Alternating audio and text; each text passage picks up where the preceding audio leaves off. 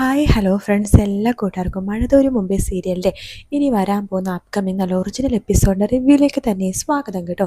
Channel ആദ്യമായിട്ടാണ് കാണുന്നുണ്ടെങ്കിൽ ഒന്ന് സബ്സ്ക്രൈബ് ചെയ്ത് ലൈക്ക് ചെയ്ത് സപ്പോർട്ട് ചെയ്യാൻ വേണ്ടി മറക്കല്ലേ. അങ്ങനെ നമ്മുടെ അലീനയുടെയും പൗലോസേട്ടൻ്റെയും ആ ഒരു അടിയാണ് നമ്മൾ മറ്റന്നാളേക്ക് കാണാൻ വേണ്ടി പോകുന്നത് കേട്ടോ. അങ്ങനെ അലീന ഇന്നത്തെ ദിവസം അങ്ങനെ കടന്നു വിട്ടു പോട്ടെ, കുഴപ്പമില്ല, നാളെ മുതൽ കറക്റ്റ് ആവുമല്ലോ എന്ന് വിചാരിച്ചു.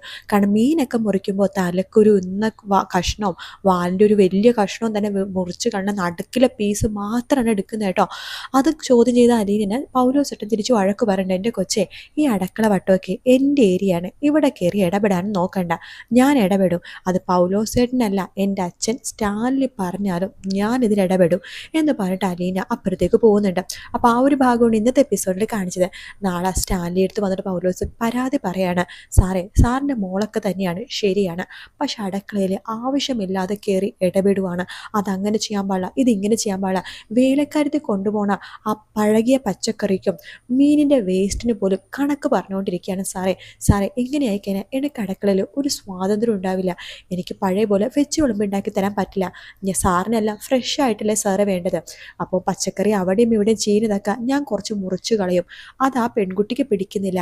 അതിൻ്റെ പേരിൽ എപ്പോഴും അടുക്കളയിൽ കയറി രാവിലെ തന്നെ വലിയ പോലീസുകാരൊക്കെ സെർച്ച് ചെയ്യണ പോലെ അടുക്കളയൊക്കെ ഒന്ന് സെർച്ച് ചെയ്ത് വേലക്കാരത്ത് കൊണ്ടുപോകുന്ന സഞ്ചി വരെ നോക്കിയിട്ടാണ് ആ പെൺകുട്ടി ഇവിടെ നിന്ന് ഓരോരുത്തരെ പറഞ്ഞയക്കുന്നത്.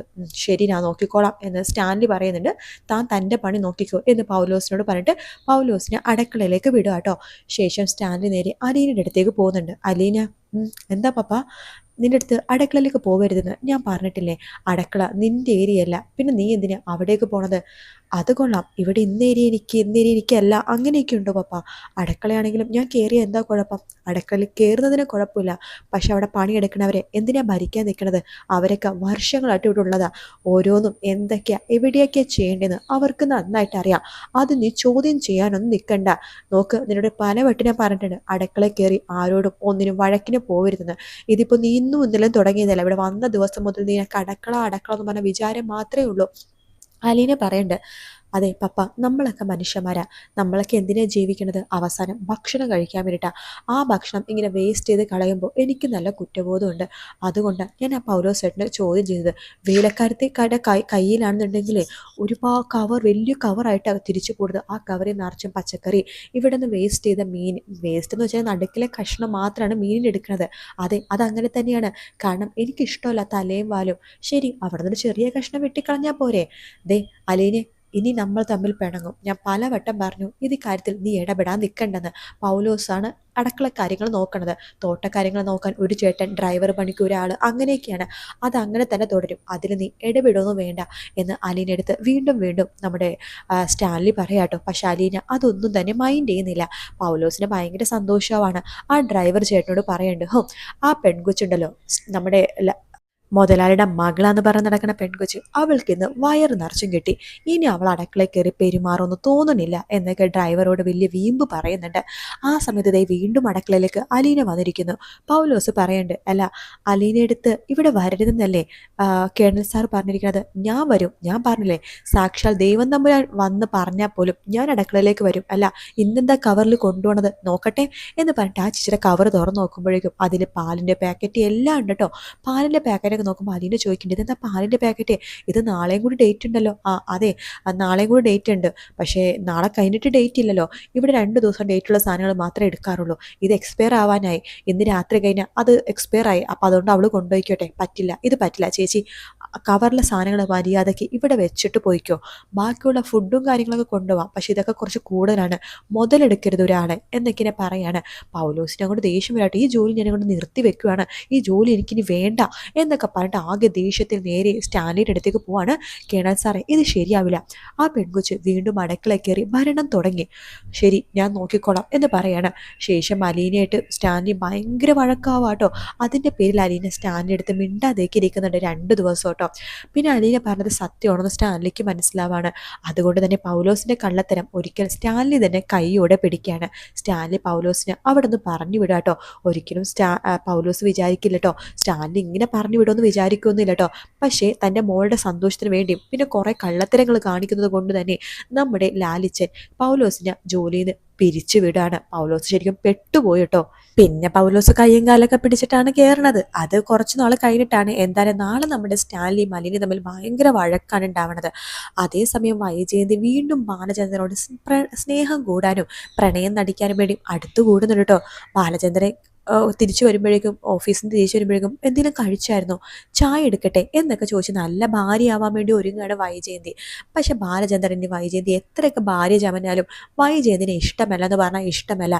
അത് ബാലചന്ദ്രൻ മുഖത്ത് നോക്കി പറയുന്നുണ്ട്, നീ എന്തൊക്കെ ചെയ്താലും എനിക്ക് നിന്നോട് ഇനി ഒരു തരത്തിലുള്ള ഇഷ്ടമോ അനുകമ്പയോ ഒന്നും തോന്നില്ല എന്നൊക്കെ പറയാണ്. വൈജയന്തിക്ക് ആകെ ദേഷ്യം വരട്ടെ. എല്ലാത്തിനും കാരണം ആ അലീന, അവൾ എന്തൊക്കെയോ കാണിച്ച് ബാലചന്ദ്രനെ മയക്കിയിരിക്കുക. അവളിങ്ങോട്ട് വരട്ടെ, ഞാൻ വെച്ചിട്ടുണ്ട്. എൻ്റെ മക്കളെ കൊണ്ടുതന്നെ അവൾ ഒന്നും ഇവിടെ കൊണ്ടുവരുത്തിക്കണം. എന്നിട്ട് അവൾക്ക് കൊടുക്കേണ്ട രീതിയിൽ മറുപടി കൊടുക്കണം എന്ന് വൈജയന്തി വിചാരിക്കാട്ടോ. അങ്ങനെ ബബിതയും അതുപോലെ തന്നെ വൈജയന്തി നമ്മുടെ പ്രശ്നങ്ങളൊക്കെ ഒടുവിൽ നമ്മുടെ ബബിത അലീൻ്റെ അടുത്ത് പറയുന്നുണ്ട്, ചേച്ചിക്ക് സമയം കിട്ടുമ്പോൾ ചേച്ചിക്കൊന്നും ഇവിടെ വരാവോ, ഞങ്ങൾക്ക് എല്ലാവരും ചേച്ചിനെ കാണാൻ കൊതിയായിട്ട് വയ്യ. മോളെ, ഞാൻ പറ്റുമെന്നുണ്ടെങ്കിൽ അടുത്ത ദിവസം തന്നെ അവിടേക്ക് വരാം എന്ന് അലീന പറയാണ്. ഇത് വൈജയന്തി പുറത്തു നിന്ന് കേൾക്കുന്നുണ്ട്. ഓഹോ, അപ്പം അവൾ അലീനെ വീണ്ടും വിളിക്കുകയാണ് കാണാനായിട്ട്. അവളിവിടെ വരട്ടെ, എനിക്ക് പോണ സമയത്ത് ശരിക്കും അവളൊന്ന് നേരിട്ട് നന്നായിട്ട് കാണാൻ പറ്റിയില്ല. അവളെയും കൂടെ വരട്ടെ, അവളുടെ ഏനക്കേടൊക്കെ ഞാൻ മാറ്റി കൊടുക്കുന്നുണ്ട്. ഇവിടുന്ന് പോയിട്ടും ഒരു സ്വസ്ഥതയും തരുന്നില്ലല്ലോ. ഇവിടുന്ന് പോകുമ്പോഴെങ്കിലും എൻ്റെ പഴയ കുടുംബജീവിതം തിരിച്ചു കിട്ടുമെന്നാണ് ഞാൻ വിചാരിച്ചത്. അതൊന്നും കിട്ടുന്നില്ല. അവളിങ്ങോട്ട് വരട്ടെ എന്നൊക്കെ പറഞ്ഞിട്ട് പിറുപിറുത്തോണ്ടിരിക്കുകയാണ് വൈജയ. അങ്ങനെ ഒരു ദിവസം നമ്മുടെ അലീന ആഡംബര കാറിൽ അവിടേക്ക് വരുക കേട്ടോ. വരുന്നത് ഡ്രൈവറിൻ്റെ കൂടെയാണ് വരുന്നത്, സ്റ്റാൻലിയുടെ കൂടെയല്ല. ഡ്രൈവറാണ് കൂടെ വരുന്നത്. അപ്പോൾ അലീന അവിടെ വണ്ടി ഇങ്ങനെ നിർത്തുമ്പോഴേക്കും നമ്മുടെ വണ്ടിയിൽ നിന്ന് അലീനയുടെ ഡോറ് തുറന്നിട്ടാണ് ഈ ചേട്ടൻ ഇങ്ങനെ ഇറക്കുന്നത് കേട്ടോ. അതൊക്കെ കാണുമ്പോൾ വൈജയന്തി ആകെ അന്താളിച്ച് പോണു. ഈശ്വര, ഒരു വേലക്കാരത്തെ പെണ്ണിന് ഇത്രയും പ്രൗഢിയോ അല്ല ഇത്രയും രാജകീയമായ സ്വീകരണോ, ഇതൊക്കെ എവിടെ നടക്കുമോ? അവിടുത്തെ മുതലാളിനെയും അവൾ കയ്യിലെടുത്ത് കാണും. അഹങ്കാരി എന്നൊക്കെ വിചാരിക്കുകയാണ്. പക്ഷെ അലീന പഴയ അലീനയല്ല, എല്ലാത്തിനും ഭയങ്കര ചിട്ടവട്ടോ ആട്ടോ. അത് കേണൽ എങ്ങനെയാണോ അതേപോലെ ഏകദേശം അലിയുടെ പെരുമാറ്റമൊക്കെ കാണുമ്പോൾ നമ്മുടെ വൈജയന്തിക്ക് കേണലിനെ ഓർമ്മ വരികയും ചെയ്യും കേട്ടോ. കാരണം അതങ്ങനെ ചെയ്യണം, ഇതിങ്ങനെ ചെയ്യണം എന്നൊക്കെയാണ് അലീന ഇങ്ങനെ പറയാണ്. അപ്പം അയാളുടെ ആ ഒരു ഭാവമാറ്റവും അയാളുടെ ആ ഒരു സംസാര രീതി വരെ അലീനൊക്കെ കിട്ടിയിട്ടുണ്ട് ആ ഒരു കുറച്ച് ദിവസങ്ങൾ കൊണ്ട് തന്നെ. അത് നമ്മുടെ വൈജയന്തിക്ക് എവിടേക്കോ അങ്ങോട്ടും ഇങ്ങോട്ടൊക്കെ ഫീൽ ആവുന്നുണ്ട് കേട്ടോ. അപ്പം അലീനയുടെ ഈ ഒരു പുതിയൊരു മേക്ക് ഓവർ കണ്ട് വൈജയന്തി കണ്ണ് തള്ളി നിൽക്കാൻ വേണ്ടി പോകുക കേട്ടോ. അലീന തൻ്റെ സഹോദരങ്ങളെയും കണ്ട് അച്ഛനെയും കണ്ട് തിരിച്ചു പോകും. വൈജയന്തിൻ്റെ അടുത്ത് ഒരു വാക്ക് പോലും മിണ്ടില്ല. വൈജയന്തിനെ ഒന്ന് നോക്കും, അത്രമാത്രം മിണ്ടാനോ പറയാനോ ഒന്നിനും പോകുന്നില്ല. അപ്പം അതുകൊണ്ട് അലീന മിണ്ടാത്തതുകൊണ്ട് വൈജയന്തിക്ക് വഴക്കുണ്ടാക്കാനും പറ്റുന്നില്ല. പക്ഷെ എന്തെങ്കിലുമൊക്കെ കയറി, മേടി പെൺകൊച്ചേ, നീ അവിടുത്തെ സാറിനെ വലവീശി പിടിച്ചല്ലേ, വലിയ ആഡംബര കാറിലാണല്ലോടി, ഇത് നിന്റെ പേരിലുള്ള കാറാണോടി എന്ന് ചോദിക്കുമ്പോൾ അതെ, ഇതെനിക്ക് അവിടുത്തെ സാറെ ഗിഫ്റ്റ് ചെയ്തതാണ് എന്ന് പറയുമ്പോൾ ഒന്നുകൂടി വൈജയന്തിൻ്റെ മുഖം ആകെ മാറും കേട്ടോ. അപ്പം അങ്ങനത്തെ കുറേ ഭാഗങ്ങളാണ് നമ്മൾ ഇനി അങ്ങോട്ട് കാണാൻ വേണ്ടി പോകുന്നത്. വീഡിയോ ഇഷ്ടപ്പെട്ടാൽ ലൈക്ക് ചെയ്യുക, സബ്സ്ക്രൈബ് ചെയ്യുക, കമൻറ്റ് ചെയ്യുക. മറ്റൊരു വീഡിയോ ആയിട്ട് കാണാം. Take care, bye bye.